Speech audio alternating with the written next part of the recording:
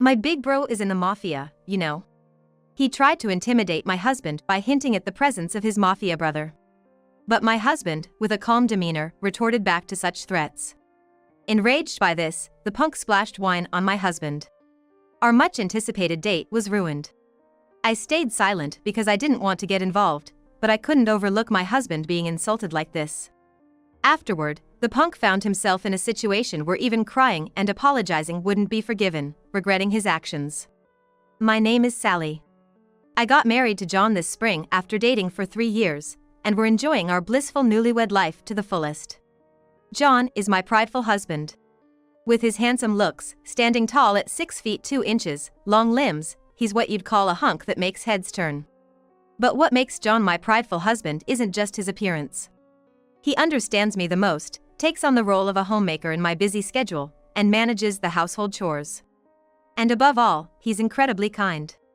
Always putting me first, caring for me. John truly is a prideful husband, and I believe there's no one else like him.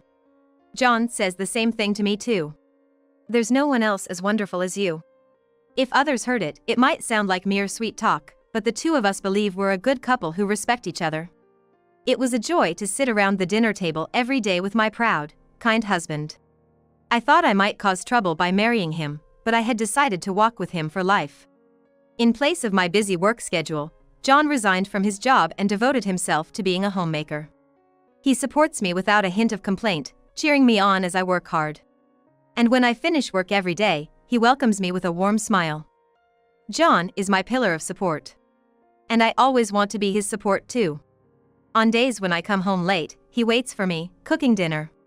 Cooking, which I was not good at in the beginning, has improved so much that I could probably open a restaurant now. Just hearing him say welcome home with a gentle smile when I'm tired from work makes all my fatigue vanish in an instant. And imagining him earnestly cooking for me fills me with joy and love. Thank you again today, John. You've become too good at cooking. It's incredibly delicious. I used to be bad at it at first, but lately, it's been fun. I realized that I'm more suited for this than tapping away at a computer for work. It's enjoyable to plan the menu every day, thinking about how to make Sally spend her days in good spirits. I'm happy. Thank you. But ain't it tough for you every day when I come home late? You could go to bed earlier, you know? It's okay. I want to have dinner with Sally, and I feel lonely if I don't see her face. Eating alone is lonely, you know? Yeah, you're right. I'll do my best to finish work early so I can come home sooner. Thank you so much, as always.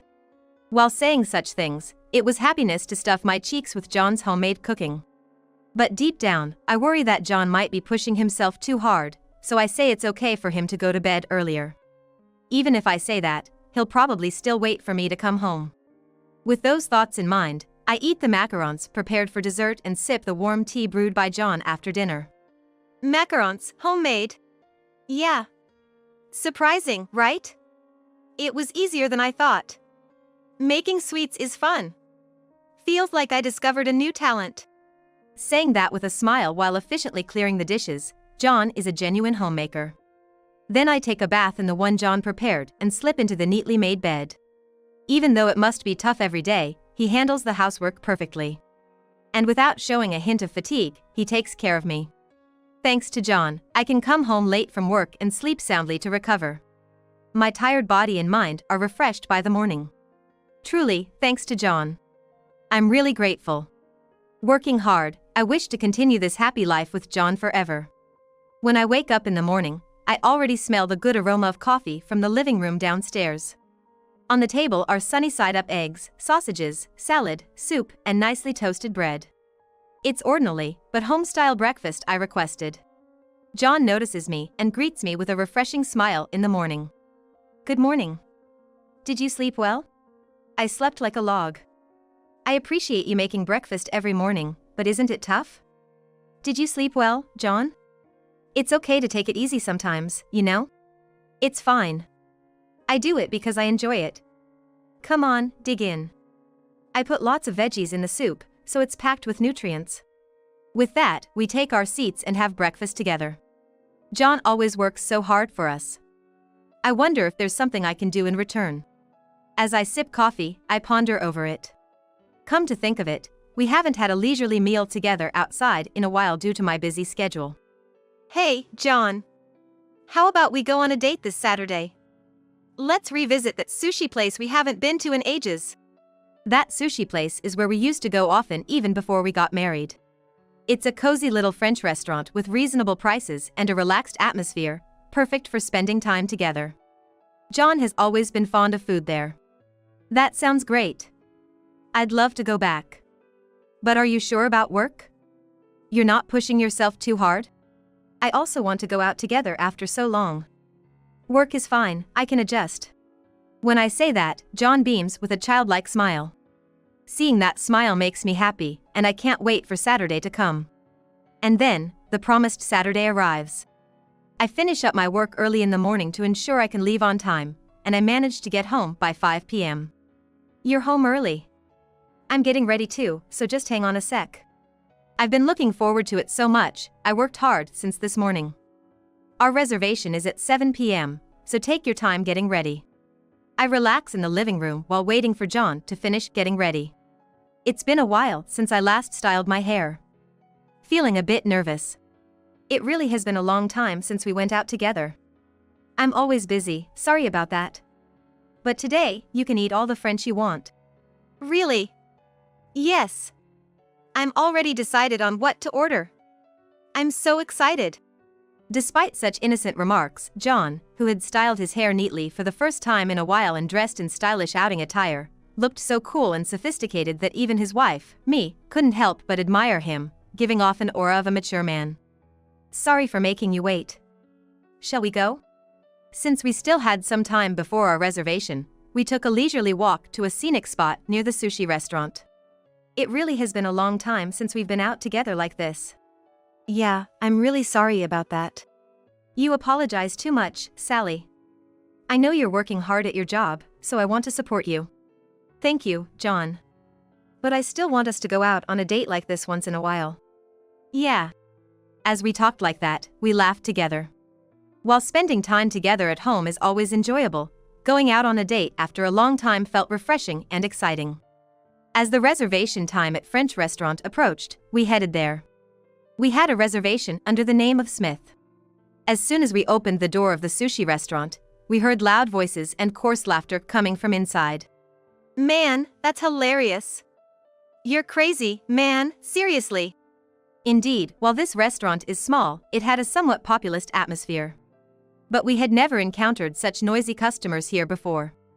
Thinking it unusual, and not wanting to get involved, we were shown to our table without looking in their direction. Hey, where's the wine? I asked for more. I'm sorry, please wait a moment. We've been waiting, hurry up. Such a rude attitude. It seems the ones causing the commotion are some hoodlums. 3 young men with flashy hairstyles and visible tattoos on their arms. I discreetly observed them, intending not to get involved or attract their attention. Hey, waiter. Order. Hurry up, we're not patient. We can get scary if you make us wait, you know? Seeing the rude hoodlums, I already felt uncomfortable, but since it was a date today, I tried not to let it bother me. John seemed completely unfazed, his eyes sparkling as he gazed at the menu on the wall. What should we order? As John said that and looked at the waiter, his gaze accidentally met one of the hoodlums. Hey, you just looked at me, didn't you? Hey, you got some problems? It was the worst turn of events. The hoodlums, who seemed to have had quite a bit to drink, started to harass John. But John ignored them and called the waiter. Excuse me, can we place our order? Angered by his attitude, the hoodlums stood up and approached, surrounding John and me. Hey, I'm talking to you. Are you deaf or something? You looked at me earlier, didn't you? Do you have any problems? These unsophisticated, ill-mannered hoodlums were truly a hassle. While silently hoping not to escalate the situation, I remained quiet. John calmly addressed the hoodlums. I was trying to place an order with the waiter, so I looked in their direction. What's the problem? What's the problem? You looked at me, didn't you? I think you've misunderstood. While speaking, John continued to gaze at the featured menu on the wall. Seeing John's demeanor, the hoodlums grew angrier but remained rooted to their seats. Hey, you, don't try to act tough just because there's a lady. Please keep your voices down, you're disturbing other customers. Could you be quiet? John spoke with a firm tone. Seeing John showing no signs of fear, the hoodlums became even more irritated. Hey, who are you talking to? You think you're tough, idiot? My brother's in the mafia, you know. If I tell him about this, you might end up at the bottom of the ocean. I thought to myself that the real idiot was him, but I didn't want to escalate the situation, so I kept quiet and watched what would happen next. John sighed in exasperation. Well. What? What did you say, you punk? Your brother's in the mafia? So what's that got to do with anything? Scared? Maybe your brother's in the mafia and scary, but what about you? Aren't you embarrassed? Accusing us in the restaurant and then trying to threaten us with your mafia brother? I'm talking to you right now. Your brother being in the mafia doesn't intimidate me at all. The atmosphere in the room froze for a moment. The stares of other customers and staff were fixed on us. And as expected, the hoodlums erupted in anger. Face turning red, one of them grabbed John's collar, seemingly about to strike. Hey, you, apologize for what you just said. Get down on your knees right now. If you do that, I might forgive you. Hurry up! The hoodlum shouted at John loudly. However, John showed no sign of fear and calmly responded. Just resorting to violence because you can't argue back. That's not how it works. It's clear you're not very bright. We just want to eat, so could you please go somewhere else? At that moment, the enraged hoodlum released his grip on John's collar and grabbed a nearby bottle of wine, pouring it over John's head. You, seriously, don't get cocky. I don't care what happens. I'll tell my mafia big brother. Even the girl with you will get a taste of it, you punk. The hoodlum said, glaring at John, who was soaked with wine, his face turning red.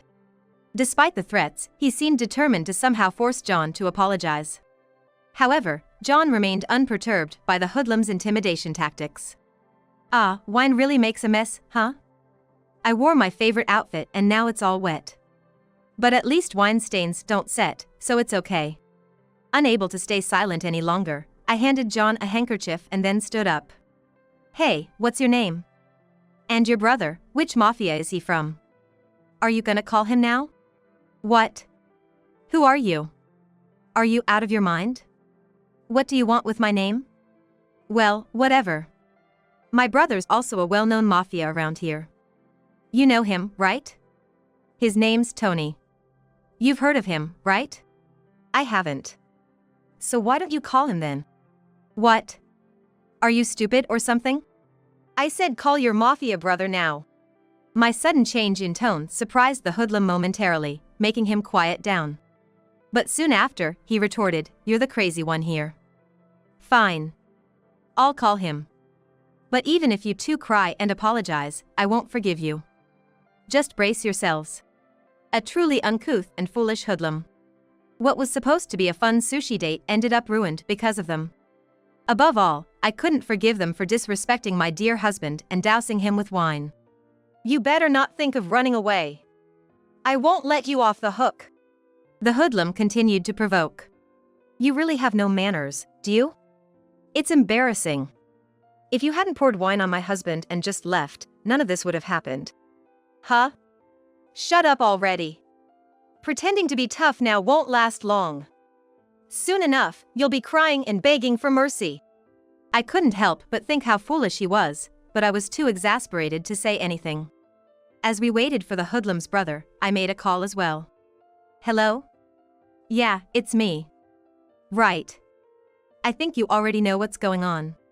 Hey, who do you think you are, making calls without permission? Yeah, you heard that, right? Okay. Well, nothing I can do about it. We'll be waiting. I replied before hanging up. A few minutes later, the hoodlum's brother, Tony, arrived at the scene, panting heavily as he entered the restaurant. Seems like he was nearby and rushed over. Hey, big bro. Over here. Listen, these guys were disrespecting me like crazy. Teach them a lesson. The hoodlum reported with a grin. However, as Tony approached his brother, he suddenly punched him in the face with an intense expression.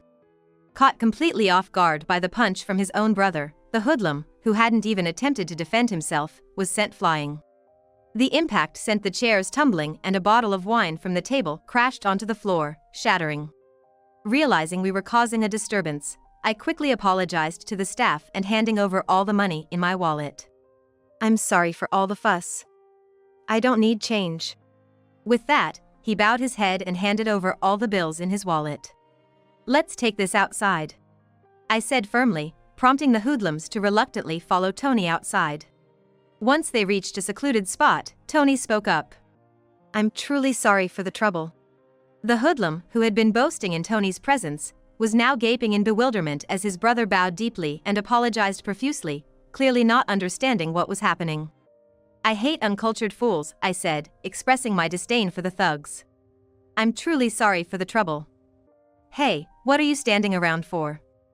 Don't you understand your situation? Bow down quickly," I exclaimed, urging the thugs to show remorse. "Hey, what's gotten into you, big bro?" "We don't need to bow down to these guys," one of the thugs muttered, clearly perplexed by the unexpected turn of events. The thugs were visibly confused by the sudden turn of events. It was unforgivable for them to disrespect my dear husband and behave arrogantly, not to mention splashing wine. I decided to enlighten the thugs.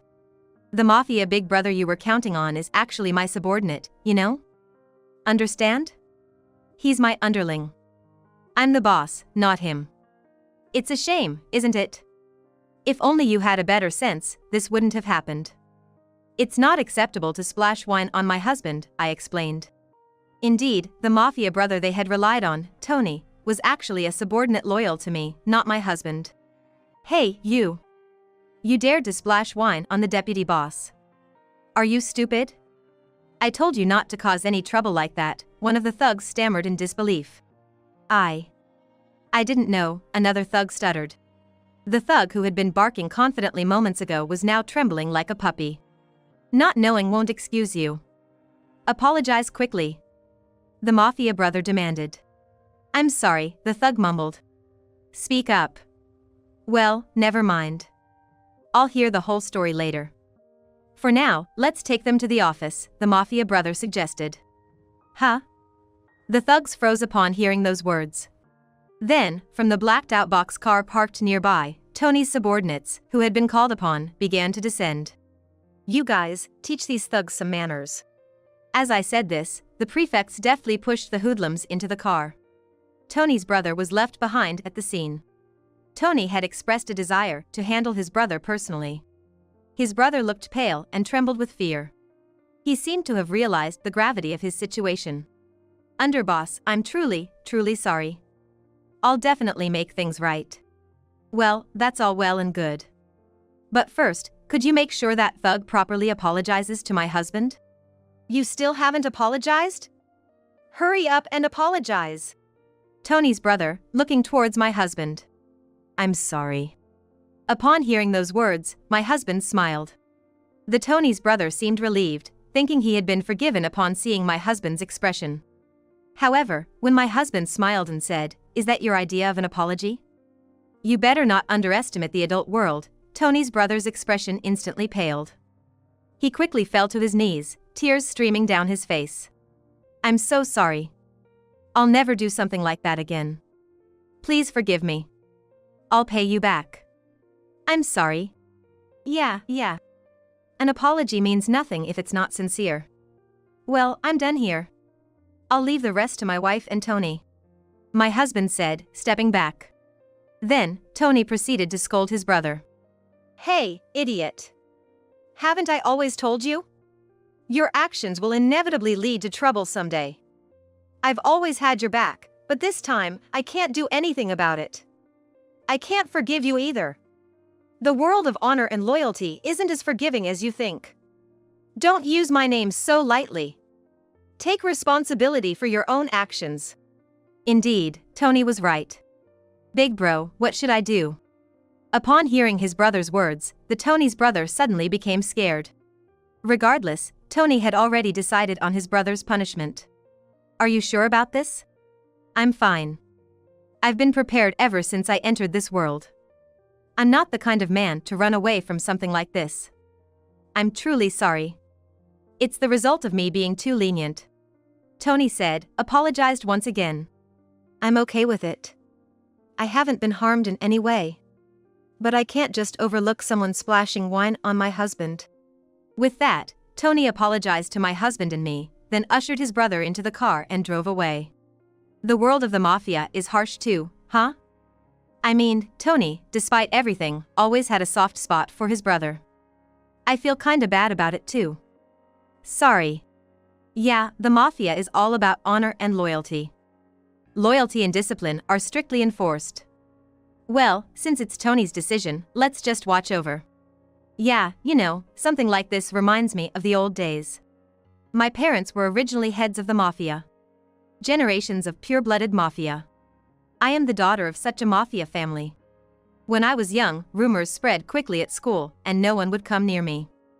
Even when I finally became a college student and thought I could live a decent life, if anyone who knew me appeared, rumors would spread in no time. I considered working for a regular company after graduating from college, but I was hesitant because it would be difficult if my background was investigated.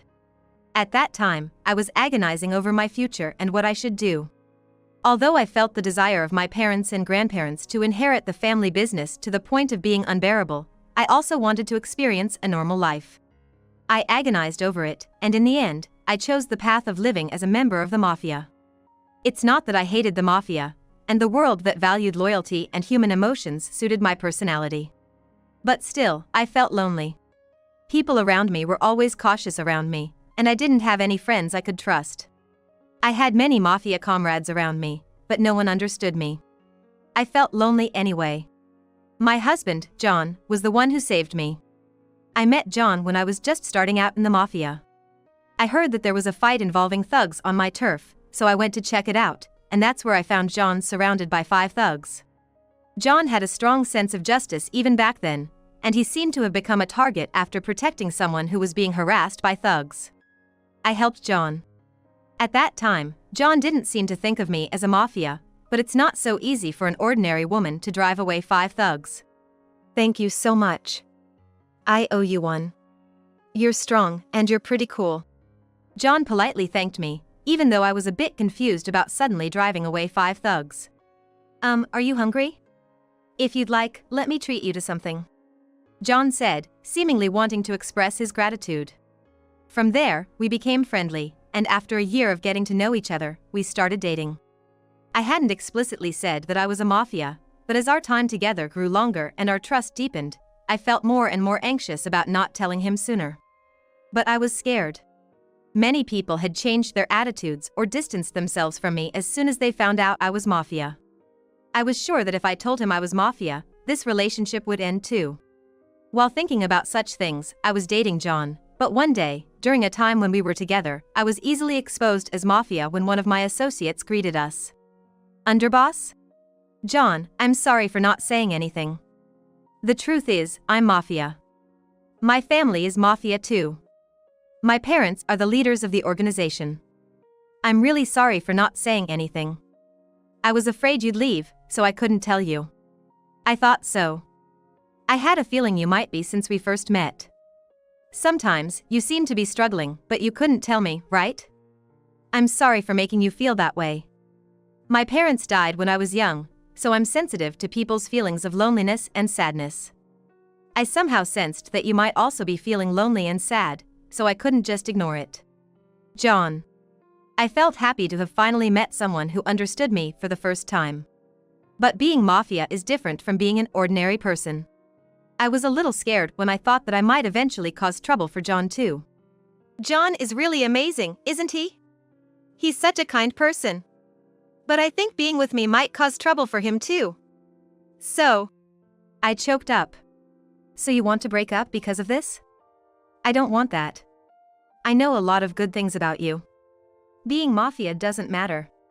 You're you. You've probably had a tough time as the daughter of a mafia, right? You don't have to bear it alone anymore. I'm here for you.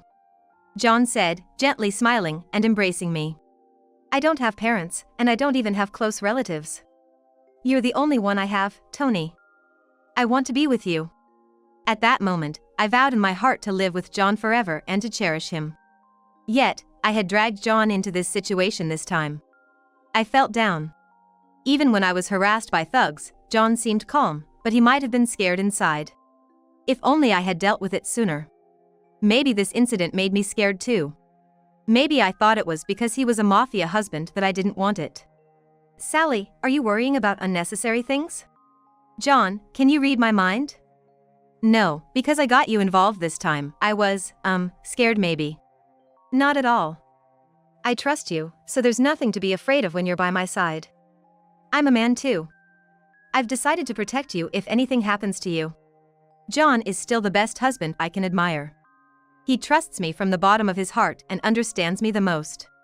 And, like how John disposed of his brother out of loyalty and righteousness, I have to protect my precious comrades no matter what. I won't let anyone be alone. That's what I thought. I'm hungry. We couldn't eat French. Yeah, let's go to the next place. And so, we started walking.